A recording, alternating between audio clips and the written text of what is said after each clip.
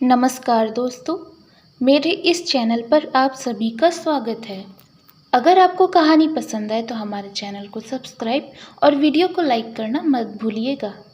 Mummy जी किसी सत्संग से लौटकर आई थी। वह बहुत खुश नज़र आ रही थी। आते ही मुझसे बोली, सपना, आज एक बड़ा अच्छा समाचार सुनकर आई हूँ। गुजरात में एक माता जी हैं। उनके आशीर्वाद से कई निसंतानों की गोद भरी है। सुना है उन्हें बस कुछ हजार बच्चों का आशीर्वाद देने का वरदान प्राप्त हुआ है। शायद इसीलिए जगह जगह से सैकड़ों लोग वहां जा रहे हैं। कई जगह से स्पेशली बसें भी जा रही हैं। तू भी अर्जुन के साथ वहां चली जा। हो सकता है हमारे यहाँ भी कोई चमत्कार हो जाए। उनकी बातें सुनकर मैं न चुप रहना ही उचित समझा। अब तक उनके कहने पर ना चाहते हुए भी मैं कई जगह भटक चुकी हूँ। अब और कहीं जाने का मन नहीं करता। सपना, तू चुप क्यों है? कोई जवाब नहीं दिया तूने। यदि अर्जुन चलने को तैयार हो गए तो चली जाऊंगी मम्मी। वैसे आप स्वयं अर्जुन से क्यों नहीं कहती? मम्मी चुप रहती हैं। मैं जानती हूँ वह अर्जुन से कुछ नहीं कहेंगी, क्योंकि अर्जुन का इस सब में विश्वास नहीं है। मम्मी कहेंगी भी तो अर्जुन साफ मना कर देंगे, इसीलिए वह मेरे ही पीछे पड़ी रहती हैं। मम्मी जी से गुजरात की माता जी की चर्चा सुनकर मुझे अपनी सहेली गरिमा का स्मरण हो गया। हम दोनों ने एक साथ हाई स्कूल पास किया था। उसके बाद उसने पढ़ाई छोड़ दी। 3-4 महीने पूर्व वह मुझे मिली थी। बहुत खुश नज़र आ रही थी। शर्माते हुए उसने बताया कि वह शायद माँ बनने वाली है। 3रा महीना चल रहा है। मैंने कहा था, शायद का मतलब है कोई शक है तो डॉक्टर को दिखा ले, टेस्ट से पता चल जाएगा। वह रहस्यमय ढंग से मुस्कुराई थी। ना तो मैं डॉक्टर के पास जा सकती हूँ और ना कोई टेस्ट करवा सकती हूँ। जिनके आशीर्वाद से मुझे ये सौभाग्य प्राप्त हुआ है, उनका स्पष्ट आदेश है कि बच्चा होने तक ना तो किसी डॉक्टर को दिखाना है और ना ही कोई टेस्ट करवाना, ना कोई दवा खानी है, वरना आशीर्वाद नहीं फलेगा। मेंसेस कब हुई थी इसका अंदाज़ा लगाया जा सकता है। मेंसेस तो मेरा बंद नहीं हुआ है। फिर तू गर्भवती नहीं है? माता जी के आशीर्वाद से जो महिलाएं गर्भवती होती हैं उनका मेंसेस बंद होना जरूरी नहीं है। खास बात तो ये है कि बच्चा 9 महीने से लेकर 18 महीने के बीच कभी भी हो सकता है। मैं अविश्वास से भर उठी। गरिमा, मैं डॉक्टर तो नहीं हूँ, किंतु अपने ज्ञान के आधार पर कह सकती हूँ कि गर्भवती होने का पहला लक्षण मेंसेस बंद होना हुई है। दूसरी बात, बच्चा 9 महीने ही माँ के गर्भ में रहता है, 10 से 15 या 18 महीने नहीं। लेकिन सपना, ये सच है। हमारी पहचान की जितनी भी महिलाएं माता जी के आशीर्वाद से गर्भवती हुई हैं, सबका हाल मेरे जैसा ही है। फिर तुझे कैसे पता चला कि तू माँ बनने वाली है? माता जी ने कोई दवाई भी खाने को दी थी? दवा तो नहीं, किंतु प्रसाद में मिश्री और इलायची दी थी और कहा था इसे पीसकर 1 महीने तक रोज सुबह खाली पेट कच्चे दूध के साथ लेना। उनके पास से लौटने के कुछ ही दिन से मेरी तबीयत खराब होने लगी। भूख नहीं लगती, खाने से अरुचि होने लगी, सारे दिन लगता कि उल्टी हो जाएगी। लक्षण तो सारे वही हैं। अब कुछ दिन में फिर उनके पास गुजरात जाना है। मेरी बात मानकर सपना, एक बार वहाँ तू भी हुआ। तुझे सफलता मिली तो मैं भी हुआऊंगी, पर अभी नहीं। फिर तो माता जी के पास वरदान देने को कुछ बचेगा ही नहीं। कोई बात नहीं कहकर मैंने बात को टाल दिया था।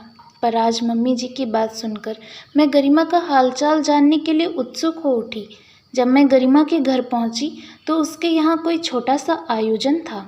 गरिमा ने बताया उसका सतमासा पूजा जा रहा है। माता जी ने इसके लिए आज की ही तारीख दी थी। फिर भी हमने कोई भीड़ इकट्ठा नहीं की है, बस मेरे पीहर और ससुराल के लोग ही हैं। उसे देखकर मुझे आश्चर्य हो रहा था, क्योंकि उसका वजन मैं समझती हूँ 1 किलो भी नहीं बढ़ा था।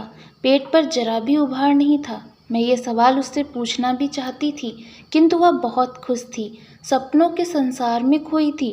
फिर भी एक सहेली होने के नाते मैंने कह दिया था, गरिमा, माता जी के आशीर्वाद के प्रति इतनी आस्थावान भी मत होना कि आशीर्वाद के ना फलने पर तुम बेहद निराश हो जाओ या मानसिक रोगी बन जाओ। मन ही मन ये मानकर चलना कि माता जी का रचा संसार छलावा भी हो सकता है। सपना, तू ठीक कह रही है। मैं भी पूरी तरह आशावान नहीं हूँ। मेरे मन में शंकाएं समाई हुई हैं, पर मेरी सास पूरी तरह आश्वस्त है। एक बार मैंने उनके सामने शंका प्रकट की थी तो उन्होंने मुझे नास्तिक कह डाला था और यह भी कहा था कि किसी आशीर्वाद के फलने के लिए उसमें पूरा विश्वास जरूरी होता है। तब से मैं चुप रहती हूँ, वरना सब दोष मुझे दे दिया जाएगा। वैसे माताजी के घर में बहुत सी ऐसी माताओं के फोटो उनके बच्चों के साथ लगे हुए हैं जिन्हें माताजी के आशीर्वाद से बच्चे हुए हैं। वहाँ मुझे कई महिलाएं मिली जिन्होंने कहा कि उन्हें माताजी के आशीर्वाद से संतान सुख मिला है। मैं गरिमा को अधिक निरुत्सित नहीं करना चाहती थी, किंतु मन में कई सवाल थे कि संतान सहित महिलाओं के फोटो लटके होने से कहाँ साबित होता है कि जो कहा जा रहा है वो सच है। जिन महिलाओं ने स्वयं ये बात कही कि वह उनके आशीर्वाद से माँ बनी हैं, वह उनकी एजेंट भी हो सकती हैं। मेरी इस मुलाकात के 3-4 महीने बाद एक दिन गरिमा मेरे पास आई थी। कुछ निराश दिख रही थी। कह रही थी 10-11 महीने तो हो गए और कुछ महीने इंतजार कर लेती हूँ, उसके बाद पुनः अपनी डॉक्टर के पास इलाज के लिए जाऊंगी। मैंने गरिमा से पूछा, तुम्हारे परिचितों में कई महिलाएं गर्भवती थी, उनको कुछ हुआ? एक महिला ने तो 5वें महीने में सोनोग्राफी करवा ली थी। माताजी ने इस सब के लिए मना किया था, इसीलिए नहीं हुआ होगा। एक महिला जल गई थी तो डॉक्टर से इलाज कराना पड़ा और दवा भी खानी पड़ी, शायद इसीलिए उसे भी कुछ नहीं हुआ। लेकिन मैंने अब तक एक बार भी दवा नहीं खाई है। कई बार तबीयत खराब हुई किंतु डॉक्टर के पास नहीं गई। देखो क्या होता है। वैसे मेरी सास की पहचान में एक औरत को आशीर्वाद प्राप्त करने के 15 महीने बाद बेटा हुआ है। इससे मन में विश्वास ने फिर जड़ें जमाई है। तुझे उस महिला का पता मालूम है? मैं उससे मिलना चाहती हूँ। सपना, एक दिन तुम मेरे घर आ जा, सासू जी के साथ उसके घर चलेंगे। एक दिन मैं अचानक गरिमा के घर पहुँच गई। वहाँ कुछ महिलाएं बैठी हुई थीं, किंतु गरिमा वहाँ नहीं थी। पूछने पर उसकी सास ने बताया कि वह बीमार है और अपने कमरे में है। क्या हुआ गरिमा को? देखने में तो भली चंगी है। डॉक्टर की समझ में कुछ नहीं आया। वैसे भी हम भी उसे कोई दवा नहीं दे सकते। अपने कमरे में वह उदास लेटी थी। गरिमा, क्या हुआ तुझे? कुछ नहीं, बस डिप्रेशन है। डिप्रेशन का कारण तू भी जानती है और मैं भी। क्यों अपने मानसिक रोगी बना रही है? माताजी के भ्रमजाल से बाहर निकल, उससे कुछ हासिल नहीं होगा।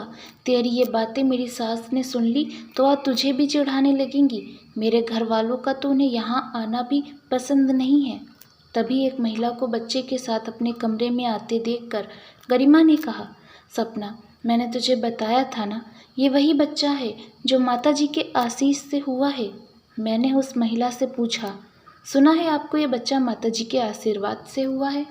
हाँ, मैं तो इसे माताजी का आशीर्वाद ही मानती हूँ। इससे पहले मैं सब कुछ करके निराश हो गई थी। शादी के 7 वर्ष बाद माँ बनी हूँ। ये कितने महीने में हुआ? माताजी से आशीर्वाद प्राप्त करने के 15 महीने बाद हुआ है। गर्भकाल में आपका मासिक धर्म बंद हुआ था या नहीं? शुरू के कुछ महीने तो बंद नहीं हुआ था, बाद में बंद हो गया था।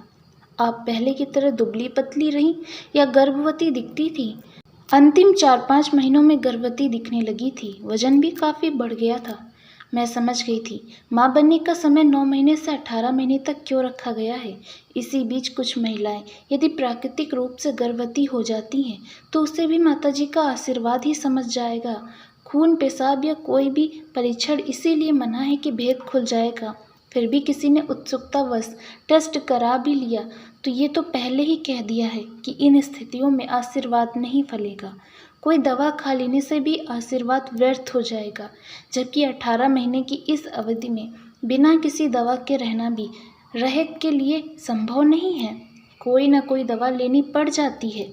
फिर भी मजबूरी में उन्हें विश्वास करना पड़ता है कि माताजी के निर्देशों का पालन नहीं किया गया, इसीलिए सफलता नहीं मिली। माताजी पर अविश्वास की गुंजाइश कम ही है। सब भोली भाली जनता को बेवकूफ़ बनाने का तरीका है। आश्चर्य तो तब होता है जब पढ़े लिखे जागरूक लोग भी इस जाल में फंस जाते हैं। मैं घर लौटी तो मम्मी जी ने पूछा, कहाँ चली गई थी? अपनी सहेली गरिमा के घर गई थी।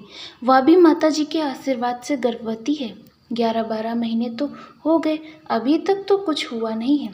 अभी भी वे सब चमत्कार का इंतजार कर रहे हैं। वह डिप्रेशन का शिकार हो गई है, फिर भी इलाज की तरफ कोई ध्यान नहीं दे रहा। उसे पागल बनाकर छोड़ेंगे। उसने भी कोई दवा खा ली होगी या कोई टेस्ट करा लिया होगा, या फिर वह भी तेरी तरह नास्तिक होगी। सुना है माताजी के आशीर्वाद कई ऐसी औरतों को भी बच्चे पैदा हुए हैं जो ऑपरेशन करा चुकी हैं या जिनकी बच्चेदानी निकाली जा चुकी है। भगवान की लीला अपरंपार है, बस उसमें विश्वास होना चाहिए। मम्मी जी, आप भी कैसी कैसी बेसिर पैर की बातें कर विश्वास कर लेती हैं। यह सब गलत प्रचार है। लोगों की अज्ञानता का फ़ायदा उठाया जा रहा है। हम पढ़े लिखे लोग भी ऐसे जाल में फंसने लगे तो व्यर्थ है हमारी पढ़ाई। तुम लोग पढ़ लिख कर नास्तिक हो गए हो। ना अर्जुन सुनता है और ना तू समझती है। एक बार मेरी बात मानकर तुम भी वहाँ चले गए होते तो तुम्हारा कुछ बिगड़ जाता।